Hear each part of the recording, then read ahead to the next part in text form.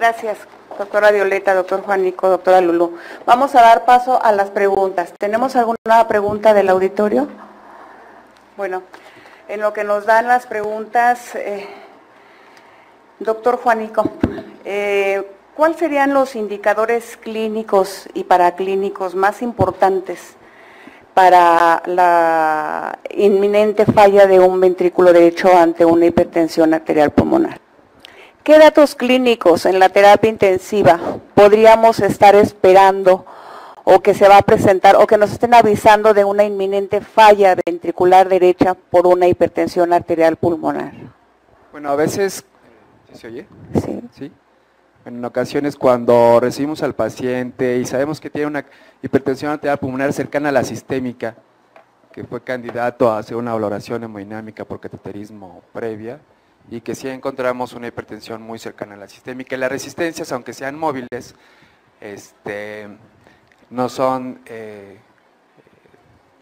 del todo o muy favorables para ser móviles, que se acercan un poquito, baja el QPQS, baja un poquito las resistencias, mejora un poco el salto oximétrico.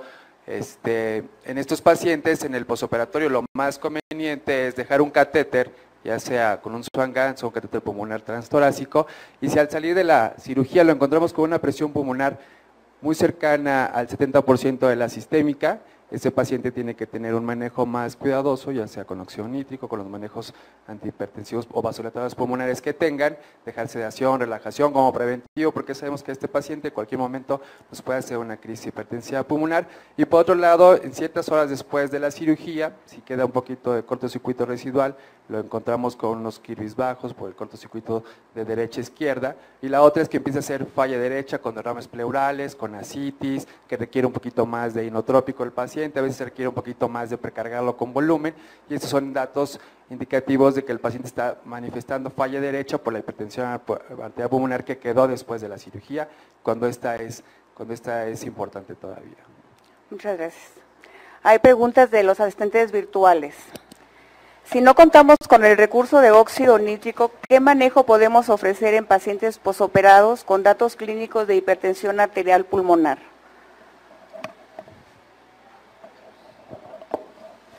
Está difícil la pregunta.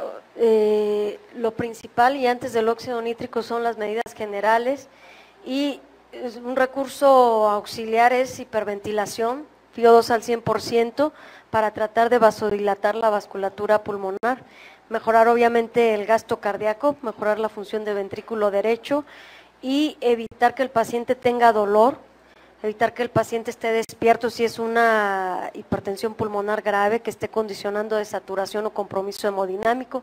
Esos pacientes sí deben de estar completamente y profundamente dormidos si tienen inestabilidad hemodinámica. Entonces, las medidas generales es la piedra angular del tratamiento de la hipertensión arterial pulmonar.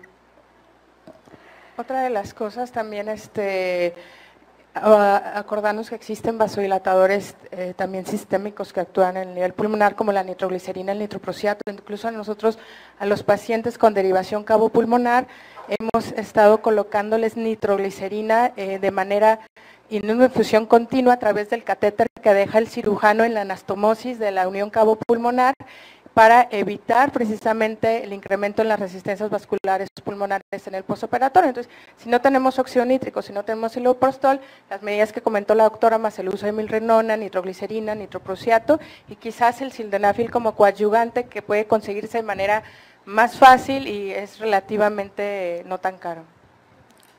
Doctora Violeta, ¿cuáles serían las estrategias ventilatorias más apropiadas para un paciente con hipertensión arterial pulmonar? Las estrategias ventilatorias van encaminadas a aquellas que no incrementen la presión intratorácica, porque como sabemos el incremento de la presión intratorácica incrementa las resistencias vasculares pulmonares y hace que disfuncione más severamente el ventrículo derecho. Sin embargo, si específicamente me preguntaran utilizar PEP o no en el posoperatorio con hipertensión pulmonar, yo les contestaría de acuerdo de la capacidad funcional del paciente, la capacidad funcional residual y el paciente que no esté hipoxémico. Hay que encontrar un balance entre tener un paciente con alvéolos colapsados que obviamente el alvéolo colapsados va a generar hipoxemia y una vasoconstricción pulmonar hipóxica, que esto no es conveniente, entonces este paciente sí le pondría PEP, sí le extraería quizás maniobras para reclutar el pulmón, abrir los pulmones, mejorar la capacidad funcional residual y mejorar la oxigenación y evitar la sobredistensión pulmonar, es decir, tenemos que encontrar el punto óptimo que mejore la oxigenación en el paciente. Gracias. ¿A qué dosis y cada cuándo se utiliza la prostaciclina inhalada en el posoperatorio? ¿Y se puede utilizar en conjunto con el sildenafil? ¿Y si han escuchado acerca de las cápsulas de óxido nítrico? Bueno, en cuanto a relación a lo primero, los artículos de las prostaciclinas inhaladas, la variabilidad de las dosis es muy grande, se necesitan más estudios para confirmar.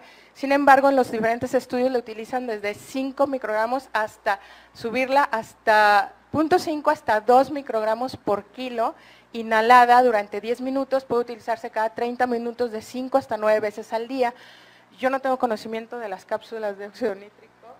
Si alguien las conoce, No, bueno, tampoco. que nos avise. Muy bien. ¿Cuáles fueron las modificaciones en la clasificación del quinto simposio de hipertensión arterial pulmonar en NISA 2013? Las últimas modificaciones que se hicieron en el último simposio mundial de hipertensión pulmonar. Bueno, pasamos a las siguientes. Dentro de la estrategia de retiro de óxido nítrico, tenemos que usar algún fármaco que es más fácil administrado en forma endovenosa oral. Generalmente usamos el sildenafil. ¿Qué dosis recomiendan de uso de sildenafil y cuántas dosis administrar para poder retirar a nuestro paciente del uso de óxido nítrico? No, al inicio se recomendó uso de sildenafil de 0.3 a 0.5 miligramos por kilo cada 6 a 8 horas. Ahora se recomienda hasta 1 miligramo por kilo cada 6 a 8 horas sin rebasar 10 miligramos por dosis de sildenafil. Muy bien. Tenemos una última pregunta con relación al inhibidor de endotelina, al uso de Bosentan. ¿Cuál es la experiencia en el Instituto Nacional de Pediatría y en Cardiología, Ignacio Chávez?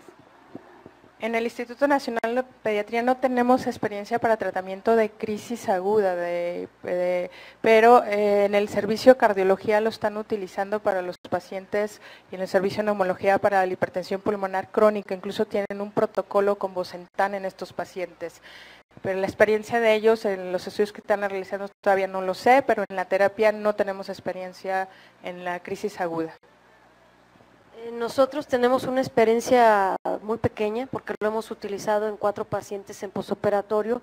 Estos han sido pacientes de tronco arterioso que se operaron ya grandes y que a pesar de óxido nítrico, inicio de sildenafil, teníamos todavía presiones suprasistémicas y hemos usado el Bosentan por vía oral, lo que evidenciamos a las después de 2-3 dosis, un descenso por lo menos de un 40% en la presión de la arteria pulmonar.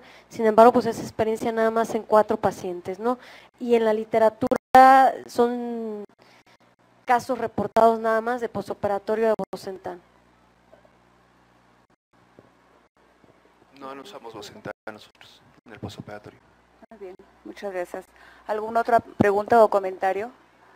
Bueno, nada más quiero hacerles partícipes, nos mandan una felicitación a todos ustedes, al organizador, a la doctora Maribel, por esta modalidad de nueva modalidad de educación médica. Y no me queda nada más que agradecer su presencia de todos ustedes y sobre todo a los ponentes, al doctor Juanico, la doctora Violeta, la doctora Marroquín, muchas gracias. Sin lugar a dudas la hipertensión pulmonar hoy por hoy seguirá siendo un reto para el diagnóstico, un reto para el manejo. Es una enfermedad progresiva, es una enfermedad que se controla, que no se cura, pero que sin embargo el avance en la investigación sin lugar a duda nos va a dar mayores estrategias y herramientas terapéuticas. Muchas gracias.